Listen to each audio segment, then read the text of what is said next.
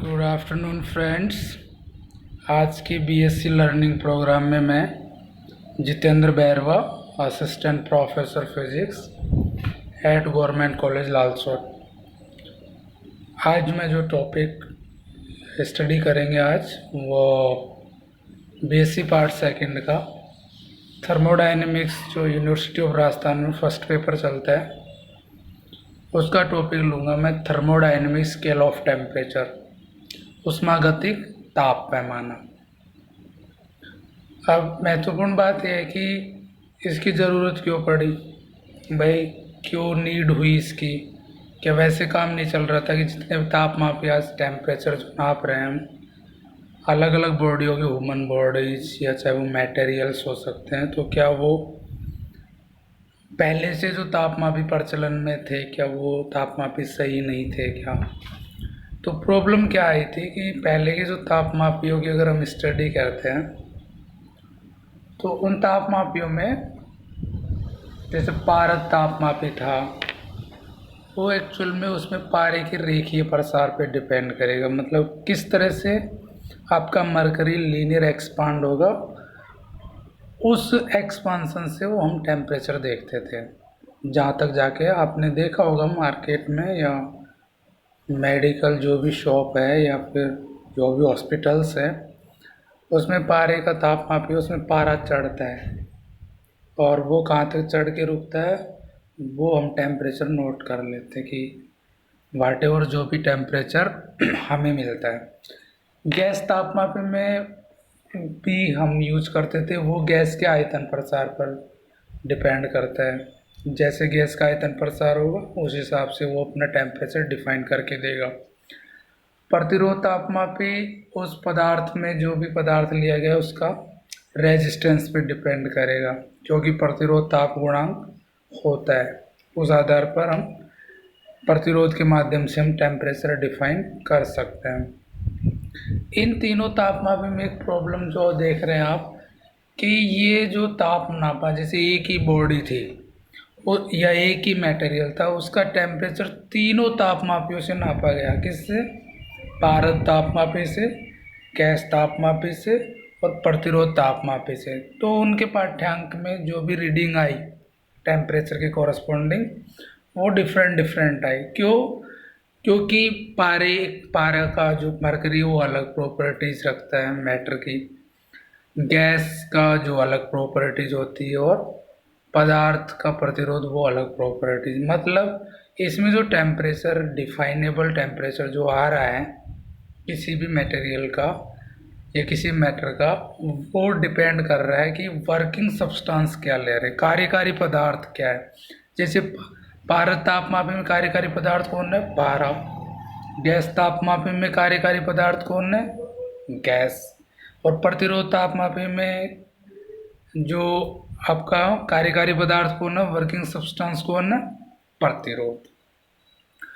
तो ये अलग अलग फिजिकल क्वांटिटीज पे डिपेंड होने की वजह से टेम्परेचर भी अलग अलग डिफाइन हो रहा है। तो केल्विन ने मतलब temperature measured by the above different thermometers are different. मतलब जो भी टेम्परेचर मेजर हुआ इन तीनों तापमापियों से, वो सारे डिफरेंट मिले, because temperature depend on the matter used in thermometer. Thermometer में जो भी आपने मैटर यूज कर रहे हो उस मैटर पे वो डिपेंड कर रहे हैं। तो इस प्रॉब्लम से निजात पाने के लिए कि ये तो यूनिफाइड टेम्परेचर नहीं है ना, ये तो एक ही बॉडी का टेम्परेचर, इससे पारद तापमापी से वो अलग दिखा दिया, गैस तापमापी से नापो तो अलग डिफाइन कर दिया, और प्रतिरोध तापमापी से मापो तो अलग डिफाइन है। तो केल्विन ने विचार किया कि कोई क्या ऐसा थर्मामीटर नेचर में संभव है, प्रैक्टिकली संभव हो पाएगा, जो कार्यकारी पदार्थ पर जिसकी एफिशिएंसी नापने की, टेम्परेचर नापने की एफिशिएंसी या उसकी एफिशिएंसी जो भी है, वो कार्यकारी पदार्थ पर डिपेंड ही नहीं करे। अतः वैज्ञानिक केल्विन ने एक ऐसे तापमापी की कल्पना की जो पदार्थ के गुण पर निर्भर न करता हो। उदाहरण क्या है? जैसे कार्नो इंजन हमने पढ़ा है, कार्नो इंजन में जो भी हम कार्यकारी पदार्थ ले रहे थे वो जो उसकी जो फंक्शनिंग है उसको उसको इस बात की जो एफिशिएंसी का फॉर्मूला निकाला था, ईटा इज इक्वल टू 1 - T2/T1 ऐसा निकाला था। तो उसमें तो इनिशियल और फाइनल टेम्परेचर जो भी जिसके बीच में हमारा सिस्टम काम कर रहा है उस पे डिपेंड कर रहा है केवल एफिशिएंसी। उसको मतलब नहीं है कि आपने आदर्श गैस ली है वास्तविक गैस सब्सटेंस के रूप में। तो केल्विन ने भी कार्नो इंजन पर आधारित ताप पैमाना आप ऐसा ले सकते हैं जो केवल प्रारंभिक और अंतिम ताप पर निर्भर करेगी जिसकी दक्षता। तो ये इस तरह का जो नवीन तापमान न्यू स्केल ऑफ टेम्परेचर लिया उसको हम थर्मोडायनेमिक स्केल ऑफ टेम्परेचर कहते हैं। थर्मोडायनेमिक तो ये कि थर्मोडायनेमिक्स में स्टडी कर रहे हैं कार्नो इंजन जो भी है वो थर्मोडायनेमिकल बिहेवियर को आधार पे उसको हमने स्टडी किया, इसलिए उसको थर्मोडायनेमिक स्केल ऑफ टेम्परेचर कहते हैं। तो ऐसे नवीन ताप पैमाने को क्या कह दिया हमने, ऊष्मागतिक ताप पैमाना। अब इसके थोड़ी सी मैथमेटिक्स करते हैं, क्या ये ताप पैमाने जैसा व्यवहार करता है, इसकी क्या मैथमेटिक्स है और उस नवीन ताप पैमाने में जो टेम्परेचर्स होंगे वो कैसे दिखाई देंगे, क्या नए फॉर्मेटिंग सिस्टम में होंगे क्या वो हम देख लेते हैं। माना कोई रिवर्सिबल इंजन है, वो टेम्परेचर θ1 पर कितनी उष्मा ग्रहण कर रहा है, Q1 एब्जॉर्ब करता है और θ2 टेम्परेचर पर Q2 उष्मा वो इजेक्ट करता है, निष्कासित करता है।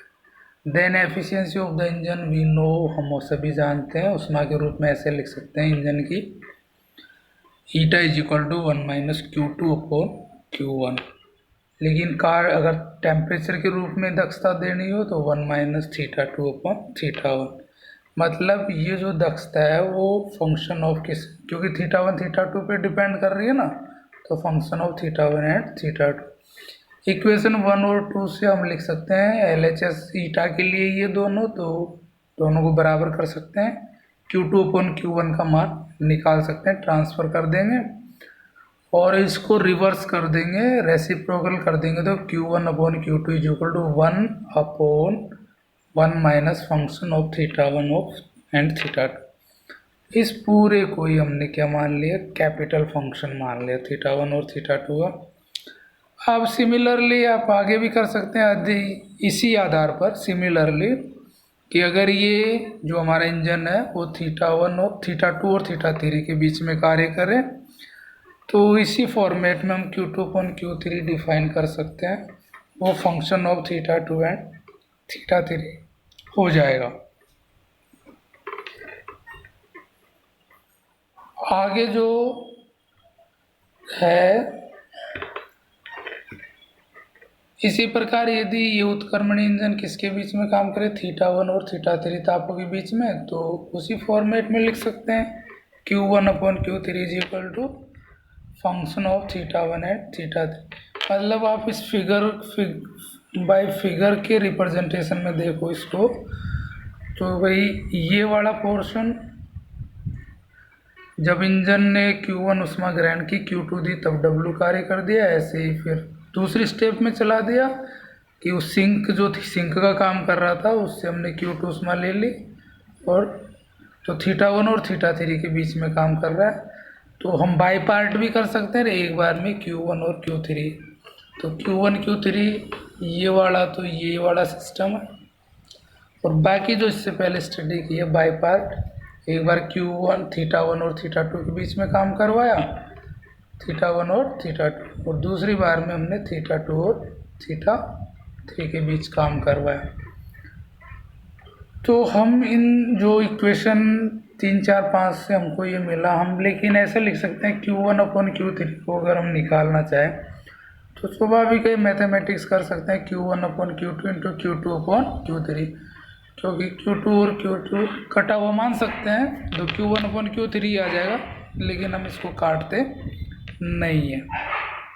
तो इस तरह से हम Q1/Q3 का मान रख लिया हमने, Fθ1 θ3 और Q1/Q2 का यहाँ रख लिया, Q2/Q3 का है। जो इक्वेशन 6 है वो मैथमेटिकली सेटिस्फाइड नहीं है, लेकिन क्योंकि RHS साइड में तो θ1 का भी फंक्शन है, मतलब RHS जो है वो डिपेंड ऑन θ1 θ2 θ3 तीनों पे डिपेंड करता है, लेकिन जो LHS है वो केवल θ1 और θ3 पे डिपेंडेंस दिखाता है। तो ये मैथमेटिकली सेटिस्फाइड नहीं है, क्योंकि समीकरण का मतलब बहुत साइड सेटिस्फाइड हो। तो इसके लिए हम क्या करें कि ये सेटिस्फाइड हो जाए, तो इसको सेटिस्फाई कराने के लिए हम इसको नए फॉर्मेट में एक फंक्शन मान सकते हैं। f θ1 और θ2 को नए फॉर्मेट दे दिया, उस नए फॉर्मेट में so for mathematical satisfaction the function should be like, इस तरह का मान सकते हैं। f θ1 θ2 को हम फंक्शन ऑफ फाइव θ1 और फाइव फंक्शन ऑफ θ2। तो अगर हम वापस रख दें उस समीकरण में f θ1 θ3 का उस इक्वेशन, तो इस रूप में आ जाएगा ये। तो अब तो सेटिस्फाई हो जाएगा, क्योंकि ये θ2 को कटा हुआ मान सकते हैं, तो इधर भी θ1 θ3 है, θ1 θ3 है, लेकिन काट नहीं सकते। लेकिन मैथमेटिकली ऐसे आप लिख सकते हैं, रूल है, मैथमेटिकल टूल्स हैं। तो हमको जो Q1 Q2 को जो हम f θ1 θ2 था Q1/Q2 बराबर, और इसको हमने नए फॉर्मेट में कैसे मान लिया, f θ1/f θ2। अब आपको ये तो पता है कि θ1 θ2 से बड़ा ही है और Q1 भी Q2 से बड़ा ही है, क्योंकि अवशोषित उसमें है वो। तो ये भी 100% बात होगी कि θ1 θ2 से बड़ा है तो उसका फंक्शन भी बड़ा ही होगा।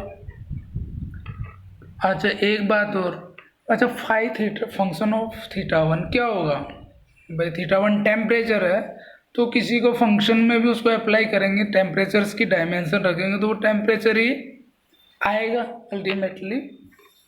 तो वो भी एक टेम्परेचर होगा, उस टेम्परेचर को हमने τ1 से डिफाइन कर दिया और फाइव θ2 को हमने टेम्परेचर τ2 से। तो Q1/Q2 क्या आ गया, τ1/τ2 आ गया। तो इस नवीन ताप पैमाने को उष्मागतिक ताप पैमाना कहते हैं, जो कार्यकारी द्रव्य के गुणों पर निर्भर नहीं करता, क्योंकि वहाँ पे भी तो Q1/Q2 बराबर T2/T1 आता था या T1/T2 आता था, तो उसी फॉर्मेट में ये आ गया। तो इसको हम उष्मागतिक ताप पैमाना कहेंगे, और ये कार्यकारी द्रव्य के गुणों से इसको कोई लेना देना नहीं रहेगा। तो इस रूप में हम उत्क्रमणीय इंजन की दक्षता कैसे लिख सकते हैं, eta is equal to 1 - Q2/Q1 is equal to 1 - τ2/τ1। तो τ1 और τ2 न्यू स्केल ऑफ टेम्परेचर में हमारे टेम्परेचर्स होंगे, इनिशियल और फाइनल। ऐसे होता है जैसे हम हमारी बॉडी का टेम्परेचर, अब आप प्रॉब्लम में नहीं कि इनिशियल और फाइनल टेम्परेचर्स क्या लेना देना, जैसे हमारी बॉडी का टेम्परेचर, तो हमारा जो परिवेश का टेम्परेचर है, वातावरण हमारे आसपास का, वो तो एक सिंक है, सिंक जैसे। और आपको बुखार आ रहा है तो आपका जो टेम्परेचर नाप रहे हैं वो आपका सोर्स का टेम्परेचर, तो सोर्स के टेम्परेचर और परिवेश के टेम्परेचर पे ही डिपेंड करेगा। वो कौन, वर्किंग सब्सटेंस से कोई लेना देना उसको नहीं रहेगा। तो इस आधार पे जो हमने उष्मागतिक ताप पैमाना, केल्विन ने जो एक मैथमेटिकल फॉर्मुलेट किया इसको और एक कल्पना की, और उस कल्पना को एक मैटेरियलिस्टिक अप्रोच दी, वो बहुत ही सुसंगत पाठ्यांक देता है और क्लियर पाठ्यांक देता है। आप ये नहीं है कि आप फिर किसी से भी नापोगे, आप दोबारा भी नापोगे तो वही टेम्परेचर आपको आएगा। तो उम्मीद की आपको ये थर्मोडायनेमिक्स का ये thermodynamic scale of temperature exam के लिहाज से भी इम्पोर्टेंट है और कॉम्पिटिटिव बेस्ड भी है। तो आई होप कि ये आपको समझने में हेल्प करेगा। तो आपने इसको इतने ध्यान से सुना, और मैं बार बार आप लोगों से जिक्र कर रहा हूँ कि इस बार ऑनलाइन क्लासेज ही होंगी, अभी पता नहीं कब तक होंगी। ऑफलाइन क्लासेस के कम चांसेस रहेंगे जब तक ये कोरोना प्रभावित क्षेत्र होंगे। तो आप ऑनलाइन क्लासेस को डिस्कस करें आपस में, मेरे से डिस्कस करें और आप इसको अंजाम तक पहुंचाएं और सीखे। फिजिक्स को लर्न करने में आपको ये हेल्पफुल लेक्चर्स यहाँ पे डिलीवर किए जा रहे हैं।